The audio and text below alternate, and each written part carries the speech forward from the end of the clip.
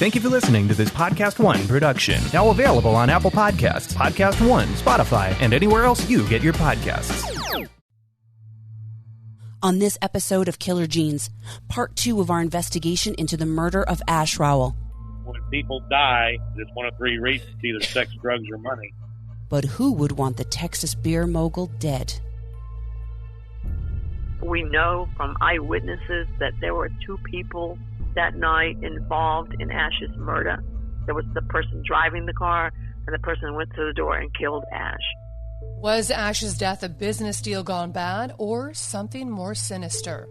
There's got to be a motive, and the motive seems to point in one direction. The following episode of Killer Genes contains graphic and sensitive information and material. Listener discretion is advised. Emmy-nominated true crime journalists bring you cases like you've never heard them before. Hear first-hand accounts from the victims' families, private investigators, lawyers, law enforcement, and even the convicted. Giving you a complete 360 of the case like no one else can. I'm Melissa McCarty. I'm Kelly McClear. And this is Killer Genes. Ash Rowell was 35 when he was gunned down at his own front door, February 1st, 2013. One shot, straight to the heart. Before his death, Ash worked for his mother, Charlotte, and her successful beverage import and distribution companies in Texas. Together, they created Duff Beer and sold the company for a hefty profit, but not everyone was happy with the Rowell family. Ash was married to Leslie, whose brother Brian Lam worked for the Rowell family business, Duff Beer. In 2009, Brian was terminated, and he sued Ash and Charlotte, claiming he was owed money. After a contentious lawsuit chock full of threats from Brian and his brother Rick to Ash and Charlotte, they settled out of court for $250,000. With the lawsuit behind them, Ash's mother, Charlotte, tells us he was really looking forward to a break before his next endeavors. He had other goals in life. I mean, I remember his always laughing and saying, yeah, because after we sold the company and he got his share, I said, what are you going to do? And he always would say, laugh and say, I want to move the kids and Leslie out to some small town in West Texas and become like a judge and fish a lot and cook a lot, and because he loved to cook. He was like a chef, and just enjoy life. So that was our goal. But that small-town life in West Texas would never come to fruition for Ash and his family. On February 1st, Ash was killed at his own front door. One shot was all it took to take his life.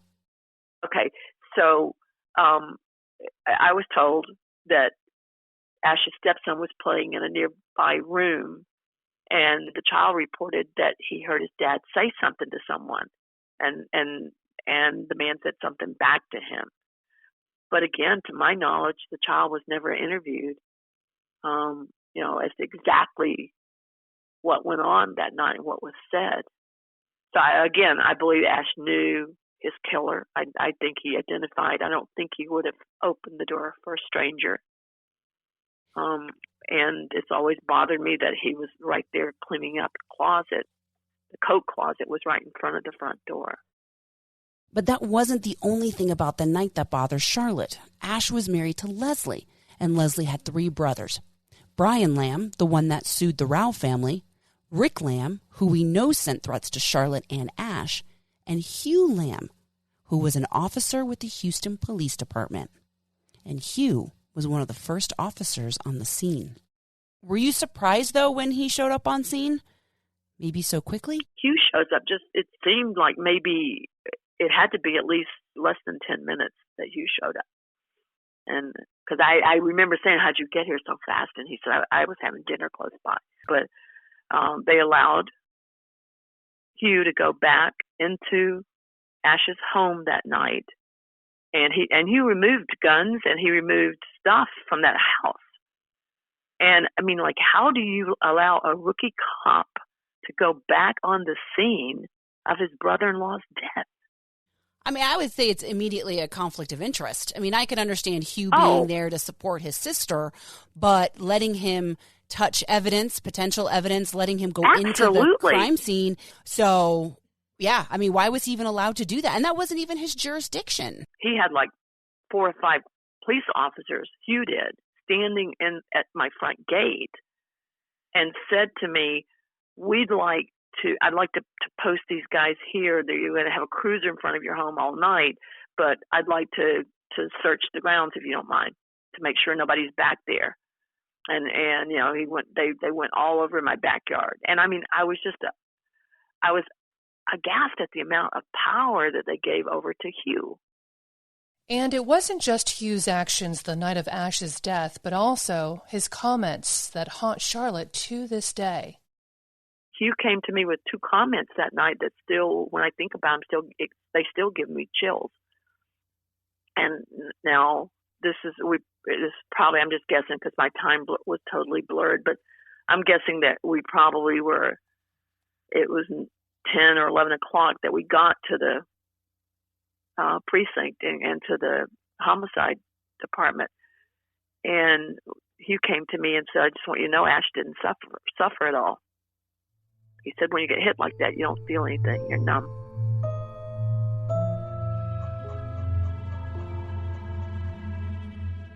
I mean, I was in complete shock, but I didn't need to hear that. It wasn't comforting. I guess that's what he meant for it to be. And then the other thing he said to me a little bit later was, I know they're big shoes to fill, but I'm going to try to fill Ash's shoes and take care of Leslie and the kids, which wasn't quite as creepy as the first one, but there was a lot of highly irregular behavior. Phil Waters was the original detective for the Houston Police Department on the investigation into Ash's death. So it's my understanding that Hugh was one of the first on the scene, but that area that Ash and Leslie lived in, that was not Hugh's typical area that he patrolled. Did you guys ever find it odd that he was just conveniently in the area when Ash was murdered? Well, I don't know that I would use the word odd. I mean, it was something that we, kind of piqued our interest. And he found when he showed up, he found a piece of evidence that we later had tested. I think it was one of these vape cigarette things. And we had it tested. Of course, we didn't get anything out of it. But I mean, it was, there were some things said later that raised our eyebrows regarding a possible, police connection that were a little bit more alarming than just his showing up at the scene. I would have to say if he had anything to do with it, he was pretty good at acting. I don't know that Leslie contacted him, and so he got it. And where they were located, if Ash was in the downtown area, he could have gotten there very easily, as quickly as he did. But one potential suspect stood out more than the rest to Charlotte, and she told investigators Waters and Harris right off the bat.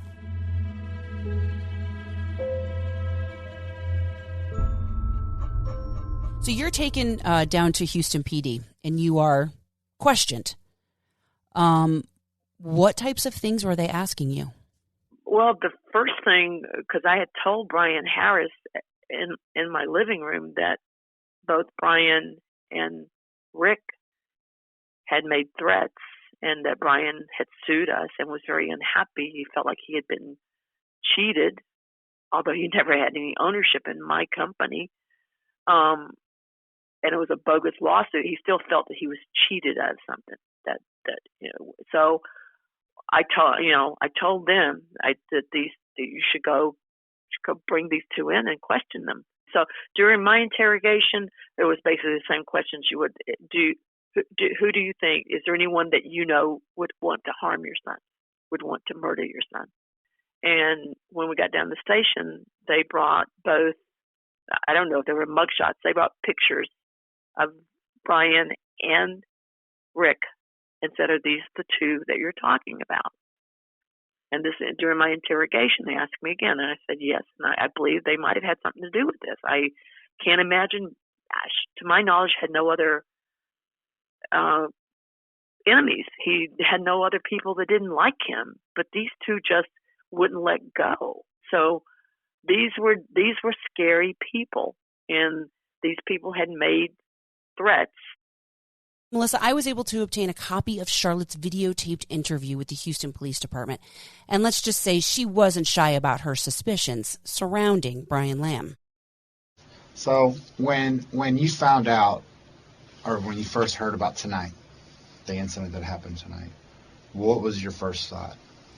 I didn't know how Ash had been killed at first. I knew he'd been shot, but I kept asking the officers, where's the gun? Because I was immediately suspicious. Leslie thought a gun had gone off in the house. And I said, Leslie, shotguns don't go off, okay?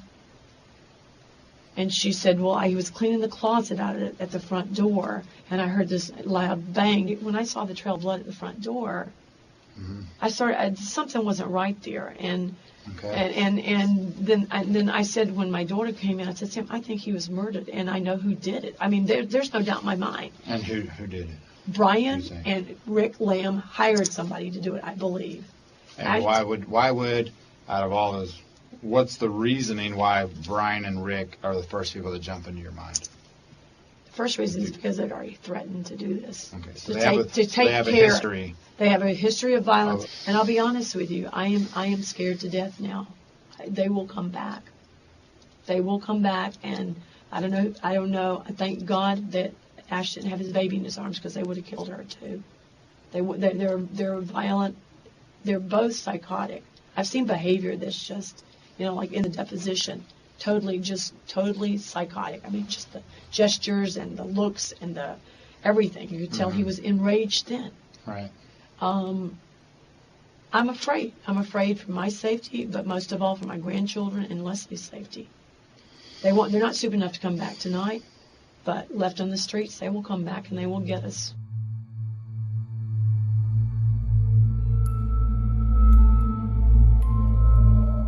Obviously, Charlotte believes Brian and Rick have something to do with her son's death, but Detective Waters isn't so sure. Brian Lam was the one that everybody got focused on real quick. I wasn't one of those that I'm not one that kind of jumps on the bandwagon real quick. My tendency is to lay back a little bit and let's see where this stuff goes. It's always a journey for the truth, right? You have to let evidence lead you where you need to be. And it was just too quick to name Brian Lam a suspect. Not that he shouldn't have been, but it was very quick that he was the person, that everybody was convinced of that. And was Brian Lam ever officially questioned? No, never. He kept refusing. We made several attempts to try to talk to Brian ourselves. I talked to him on the phone a couple of times, but he continually refused to meet with us. We did end up interviewing Rick, and whatever his faults are, Rick's pretty straightforward.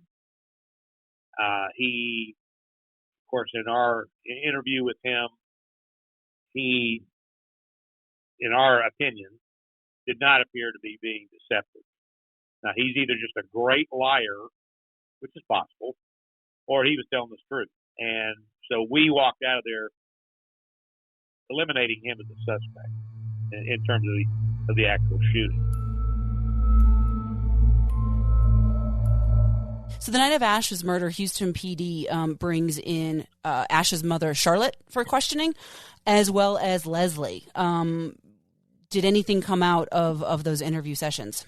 Well, there was, there's certain things that we look at any interview, right? I mean, we want to look at we want to hear what they're saying. We want to observe how they're saying it. We want to see what their body is telling us, and all this stuff is going on at the same time. And I didn't see anything that I would say was out of the ordinary given the circumstances. But you have to remember that at that point in time, at least in my mind, everybody's a suspect at that point. Charlotte, Leslie, Rick, Brian, and maybe an unknown out there somewhere. So it's at that point, at those early stages, everybody, and so you were even looking at Ash's mother, Charlotte, as potentially being behind this hit on her own son. I think it's just, it's as important in an investigation, in any investigation, to eliminate suspects as it is to find the right one. So I would just say at that point in the investigation that nobody had been eliminated. Phil told us that early on, you and your husband were potential suspects.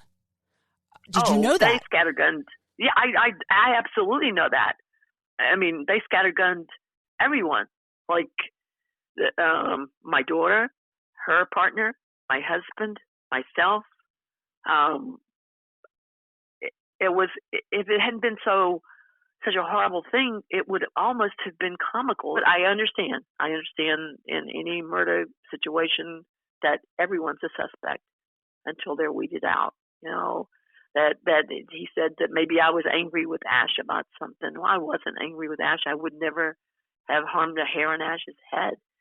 And then his sister was jealous because he had just sold his company, and that maybe she had her partner murder Ash, which it went on and on and on. And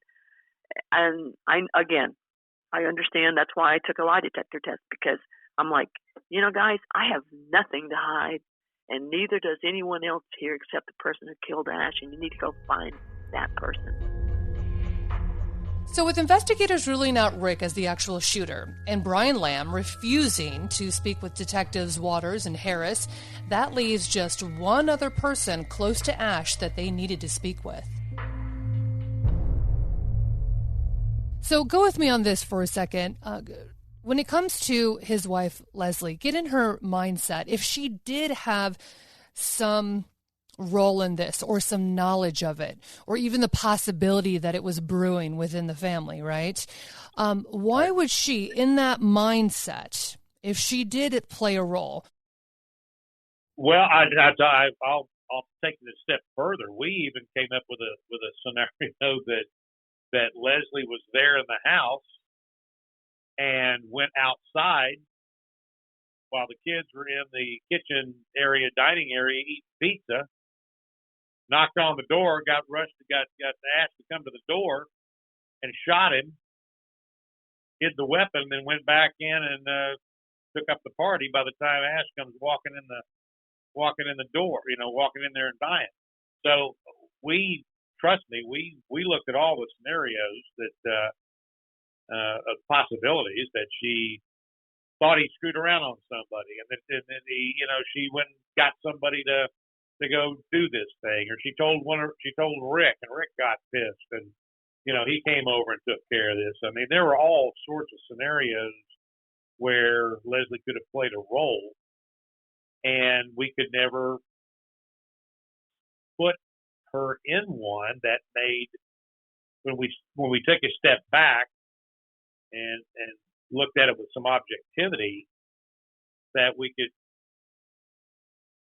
feel comfortable putting her in one of those scenarios. So I don't know. It's a very strange case. There's so many dynamics to it, from the family tension to the business / family tensions to the religious implications at the funeral tensions. I mean, you want a big freaking oleo of a bunch of crap and trying to get to the sugar underneath it. It's just been impossible at this point. So, look, when people die, I mean, it's you've alluded to one of the reasons, but it's one of three reasons: either sex, drugs, or money. Right. Yeah. And I don't think we've seen any. We even looked into a drug aspect. Right. I remember you talking about that. Yeah. Yeah. That Ash was somehow using the craft beer company as a front for, moving drugs through it or whatever. And that never panned out. So I think when it comes down to this, it's either going to be sex or money or both. Or both. So, Melissa, we have a copy of Leslie's interview with investigators the morning after Ash's death, and I'd like to play you the section of Leslie talking about what happened that night and get your opinion.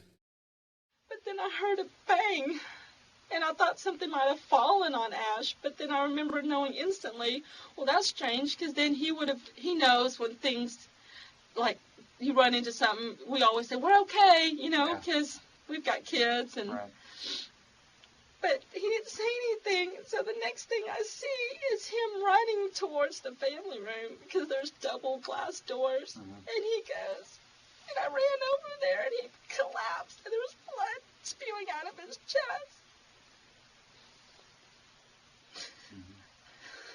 And so, no, I've told this story many times. I just can't believe it happened. Right.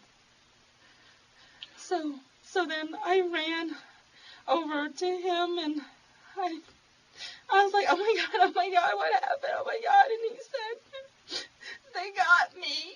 I'm dead. I said, no. So I ran into the family room where the phone was, and I tried to call 911. And they couldn't. It took them so long. They couldn't get my address, and I was hysterical, I'm sure. So then she couldn't hear me. She kept saying, I can't hear you. They were taking so long. And I knew at that point, because Ash started turning white, and he started grunting and kind of spewing up vomit. I was like, where's the ambulance? And then it seemed like forever, but then they came, but at that point, it was...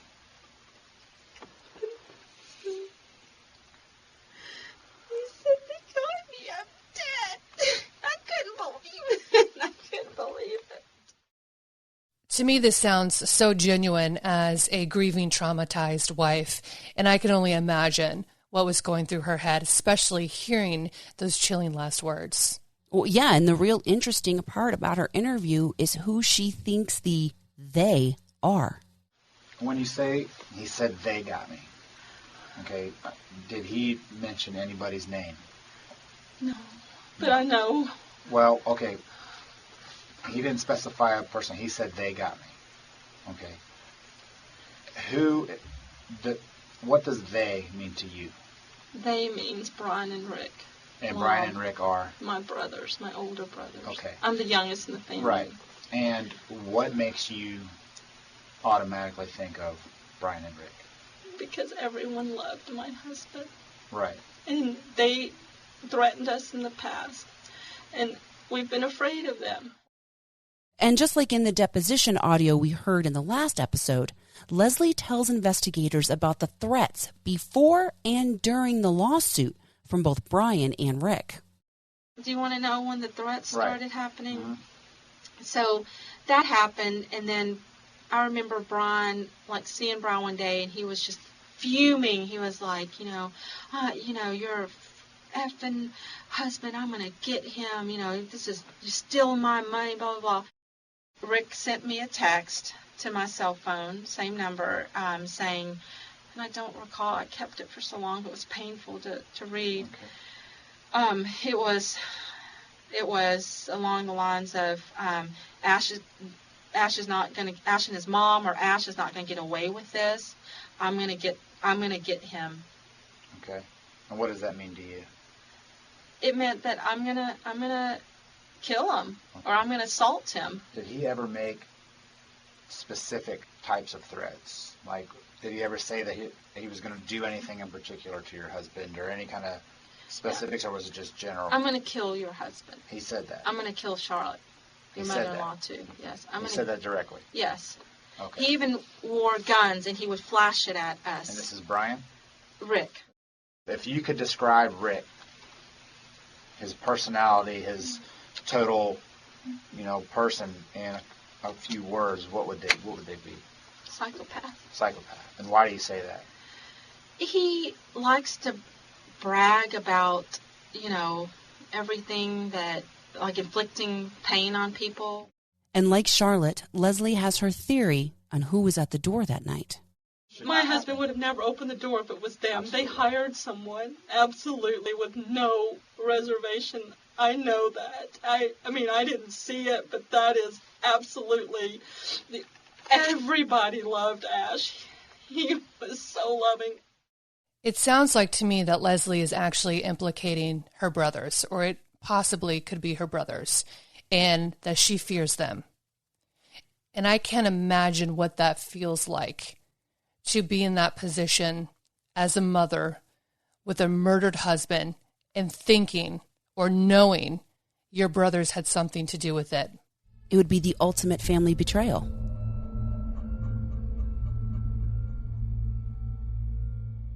In the case of the death of Ash Rowell, money may have played a factor, but not just the money between Charlotte Ash and Brian Lam. Charlotte explains her findings and concerns. There was a $90,000 check or some kind of discrepancy with her. Could you explain that? Yes, I have. I actually have my notes right here exactly. There was a total of $90,000 written a week before Ash was murdered, and the date on the checks were predated. Now, Ash was murdered February 1st, but the week before, like sometime, I think my forensic CPA finally went back and said these checks were written around January 26th. There was one check was written for $50,000 to Leslie, by Leslie, and signed by Leslie Rowell. And the other check was written for $40,000. It was written to Ash by Leslie. And the signature, I've looked at both of the checks because I took those down to the DA's office also. The signature did not look like Ash's signature on the back of the check. But when we started looking at the checks, my accountant said these checks were not written in December. And I said, how do you know that? And the accountant said, because they're out of sequence. The check numbers that you were writing in December were like these numbers, and these are way down the line. These checks were written sometime around, according to the check numbers, in between these other checks, they had to have been written sometime around January 26th. So yes, $90,000 went into Ash and Leslie's bank account, their personal account, approximately a week before Ash was murdered. It was so obvious that all I had to do was go to my bank and say, these checks were not authorized by myself, and there's no reason. And so they actually took the money back out of Leslie's account and put it back in the business account. Wow. Was there any life insurance on Ash, either that you had taken out, the business had taken out, or Leslie had taken out? Ash told me a few weeks after we had signed all the paperwork for the company sale that he was thinking about a life insurance policy. And he said, Leslie found one that's for $1 million, and the rates are, I think I even interrupted and said, why would you need a life insurance policy for $1 million? You know, you're getting this chunk of money from the business sale. You're going to invest that. So he said, no, it's okay. The premiums are really low because he was young and healthy. Premiums are really low. You know, it's just, and I remember saying, well, is she going to take a life insurance policy out for herself also? And because he said, you know, she wants the kids taken care of. And I said, well, if you're going to play that game, you both should have life insurance policies, because if something happens to her, you're going to have some extra care for the children. And he said, no, she just wanted me to, she thought it'd be a good idea. So he did. He took out a life insurance policy for $1 million. We reached out to the Houston Police Department for comment, but they declined our interview request due to the case being an open and active investigation. Hey, Phil, let's play. Let's do a little roll call. You ready? Sure. Leslie Rowell, Ash's wife. Person of interest? Well, you know, I don't ever use that term, right? Person of interest was a show on CBS, and I never use that term. I don't even know who came up with that term, because if I'm interested in you, you're a suspect. So in terms of Leslie being a suspect, I would say, and this is strictly my opinion at this point, because I don't know what else has been done on this case, but certainly she was a possible suspect at the beginning, and I don't know that I could, in good conscience, completely eliminate her at this point. So, is she still a possible suspect? I would say to a degree, yes. Brian Lam, suspect. Definitely.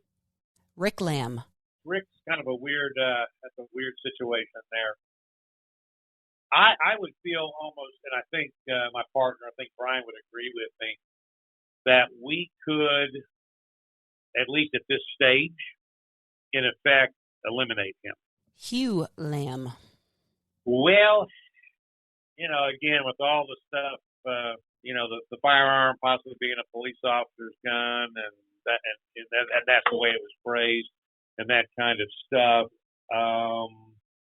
I'd have to tell you that we looked over that possibility too. I don't know what's been done since we quit, but I don't think we ever at any point considered Hugh to be a viable suspect. So I think for the process of elimination, if we can eliminate Rick, I think we can eliminate Hugh. In a Killer Genes exclusive, we were able to obtain a copy of a phone conversation made between Charlotte Rowell and a mutual friend of both hers and Brian Lam's. This conversation happened about 1 month after Ash's murder, and this friend is telling Charlotte about a conversation he had recently with Brian. Do you mind telling me from the very? I'll tell you exactly what he told me. Okay, so that morning he was telling me about what had happened, but the way he was telling me, it was like he was like it was first-hand situation, that he was actually there when it happened. Because he started telling me in detail, how somebody came to the house, rang the doorbell. What did he? Now I was gonna say, tell me exactly what he said though, because that's so very important. What he said is that, whenever he said somebody came to the door, and they rang the doorbell, and he said they emptied the magazine out into Ash's chest, and he said, and the bullets went through him, and the bullets that came out of him were holes like this big, He was telling me he's right. I saw Ash dead, and he's right about that. There's a hole all the way through his body. Yeah. So only the people that were at the scene know that. Yeah, and then he said that Ash died in Leslie's arms, and he says, and then he said, that's probably something. But the part that he said that was disturbing was when he said they used a police gun. It was a policeman's gun that was used in the scene. And it was policeman's bullets that were used in that, when they killed him. That's really interesting, because even the policemen haven't told me that. So that's something that, if that's true. And it was policeman's bullets. I don't know if that it's policeman's bullets that were used. Well, that's why it blew such a hole in him, because it was a hollow bullet. Yeah. Mm-hmm. Ash only had one enemy. Yeah. And that was Brian. Yeah. And let me ask you this: when he told you that it was a policeman's gun and police bullets that they used, and you asked him how he knew that, what did he say? He said sources told him. Some good sources told him, or something like that. He said sources told him. The thing is that I would not be a bit surprised if Brian and Rick were not the ones who drove up and did this. And Brian keeps saying, "Well, I have an alibi. He was working that night. And he has, people that saw him there working that night till he worked that night." Okay, but and then he says, in that night, he said that his phone rang at 2 o'clock in the morning. It was Hugh calling him up. Hugh called him up at 2 o'clock in the morning. He said, the first time it rang, I didn't answer my phone. And, knowing Brian for so long, how people have their habits. Brian never answers his phone at past midnight, because he keeps his phone in the kitchen, by the refrigerator. You know what I mean? So he would call it either real late at night or real early in the morning. He doesn't answer because he doesn't hear the phone ring. So that night he had his phone by him. So he said he answered the phone the second time it rang. So it was Hugh, and he was saying, "Why did you go shoot Ash and kill him?" at 2 o'clock in the morning. That's what he said Hugh did. What did he tell Hugh? What's that? Or what did he say to Hugh then? No, he said Hugh, his brother Hugh called him. Right. Yeah, at 2 o'clock in the morning that night. I don't know why he was calling me that night asking me that, because he said I have to hire me a lawyer because he feels like they're gonna come, question him about it. So he's, he's the number one suspect. And he says, and I'm worried that Charlotte's gonna put a hit out to try to kill me. That's what he said. No, I'm not going there. I don't even have to do that. There's a line of about 400 or 500 people that are lining up right now.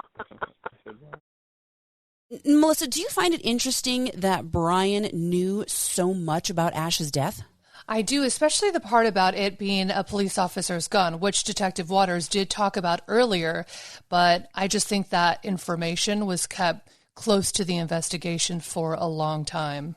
And Detective Waters did clarify that the caliber of gun has not been released, and nor did they find a gun at the scene. So then how does this source have the same information detectives have? Well, to me, the chilling part of this conversation is when Brian is explaining that Hugh called him at 2 o'clock in the morning, right after Ash's murder, and said, "Why did you go and shoot Ash?"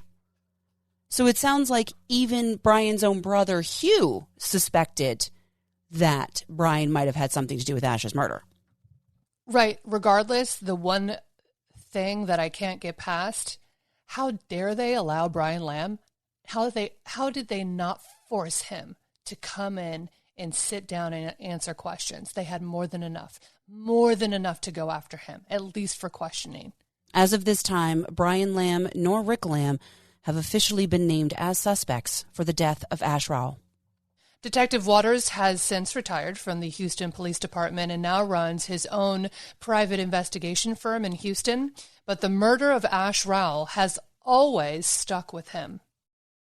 So to put this type of investigation, or this specific investigation, into a parallel that everybody would understand, if we all remember the old show Dallas, and the big season ender for one of the seasons was Who Shot J.R. Well, if we were ever having a show called Houston, then one of the big season enders would be Who Shot Ash. In your expertise in law enforcement, is this a textbook family interpersonal drama murder for hire, or is this case unlike anyone you've seen before? Well, I will tell you that I think initially, once we were able to sift through as much of the bull crap as we could, it appeared that this was I don't know if I'd call it a murder for hire, but it certainly appeared that Ash was targeted. This did not appear to be a random event. The fact that one shot was fired and then that person left, and again, they X-ringed him. I mean, it was just almost a dead center, bullseye. So I would say that now, reflecting on it after all this time has passed and talking about it again, I would still stick with that. I don't know that somebody hired someone to murder Ash, but certainly the event itself was targeted. Ash was, without any equivocation, was the target. Do you think there's enough to one day solve this case? Well, I'm afraid, because there is no DNA. There's just one piece of firearms evidence. We've got no eyewitnesses to the event. We've got no one identified as a viable suspect in the thing. We've eliminated several people. We still have some people that could be. I never give up hope. This is one of these cases that's just going to take that magic phone call. It's going to take that person that suddenly grows a conscience and says, "Look, I've been living with this for X number of years, and I don't want to live with it anymore, and I want to get this off my chest, and reveals themselves. But even if that happens, there's still going to have to be things that there's still going to have to be corroboration to whatever that admission may be, if it ever happens. But I always hold out hope that there's, when I left HPD, I worked right around 400, maybe a little over 400 murder cases. And then that's not including kidnappings and murder for hires and industrial accidents and accidental deaths and that kind of thing. And I had a 96% clearance rate. So, and 90% of those were with confessions. That 4%, I always had hope that there'd be someday there'd be a phone call and it would clear one of those 4%. So there is always the possibility, there's always the hope that that's going to happen. And I hope for Charlotte's sake and the Rowell family that comes to fruition sooner rather than later. So it's been now 7 years since Ash's murder. Why do you think no arrest has been made? I don't know. Again, like I say, right now, obviously my goal in life is to find out who and why.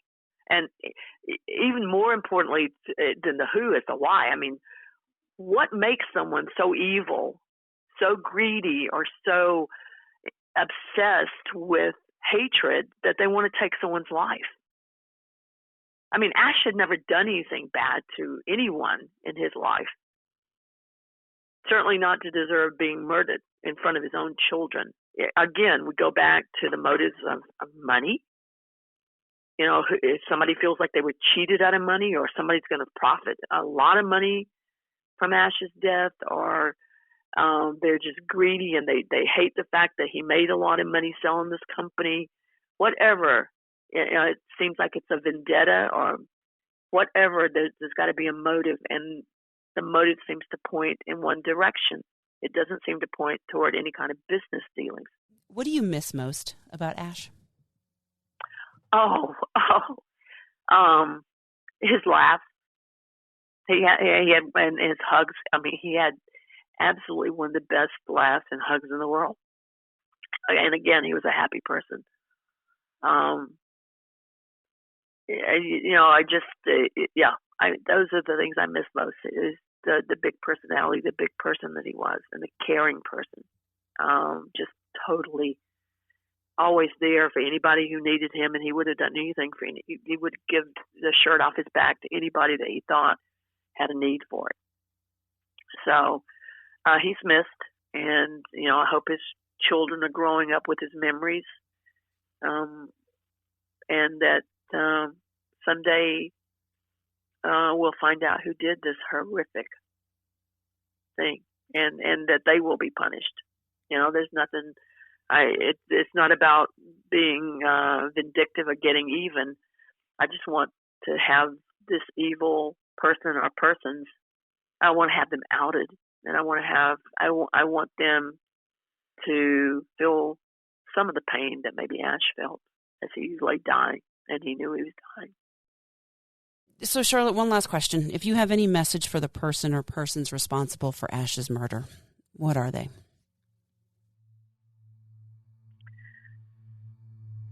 I think I would just say to that person, how dare you? How dare you be so evil? And don't ever, ever, ever lay your head down to sleep at night and think you're not going to be found, because you are. There's no doubt in my mind that there are forces that are coming after you to solve this murder, and it's going to happen. I just have great faith that no good act goes unrewarded, and no bad act like this goes unrewarded. They'll get their just desserts. If you have any information regarding the murder of Ash Rowell, please contact the Houston, Texas Crime Stoppers.